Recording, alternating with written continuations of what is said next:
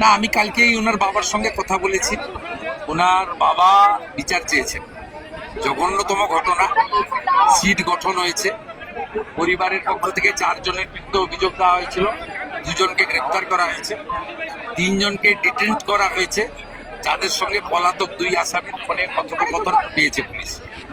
পুরো আইজির নেতৃত্বে police, STF সবাই কাজ করছেন।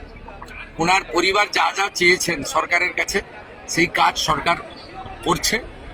আমি আশা করি যে তদন্তের মাঝপথে আমার না বলাই ভালো, কিন্তু এটুকু আমি বলে দিচ্ছি, পরিবার যেভাবে জাস্টিস চেয়েছেন, পরিবার সরকার এবং পুলিশের কাছ থেকে যে যে সহযোগিতা চেয়েছেন সেটা তারা পাবেন। মোট 4টি মামলা হয়েছে। একটি এই জঘন্যতম অপরাধের মামলা ছাড়া আরো 3টি মামলা হয়েছে।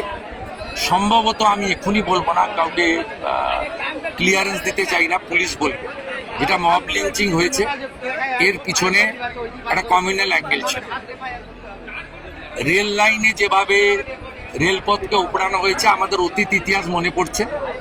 2019-এর সিএ বিরোধী আন্দোলন বা কিছুদিন আগে ওয়াকফ অ্যামেন্ডমেন্ট বিরোধী আন্দোলন।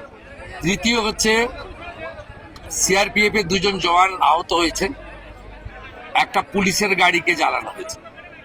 আপনারা নিশ্চিন্তে থাকুন, প্রথমটার তো বিচার দেব, ক্যাপিটাল পানিশমেন্ট দেব। ওর বাবা যা যা চেয়েছে সব করবে মুখ্যমন্ত্রী। সাথে সাথেই ফোনে কথা বলেছি এবং আমি খুশি যে ওনারা আমার আস্থা রেখেছেন। বাকি 3টে বিষয় যারা যুক্ত, যারা অতৃপ্ত আত্মা, ভোটে হেরে যারা ঘরে ঢুকে গেছিলেন, এখনো ঢুকে আছেন, এই তিনজন মিলে এই যে 3টে কাণ্ড করেছে না, এদেরকেও কিন্তু ভুগতে হবে।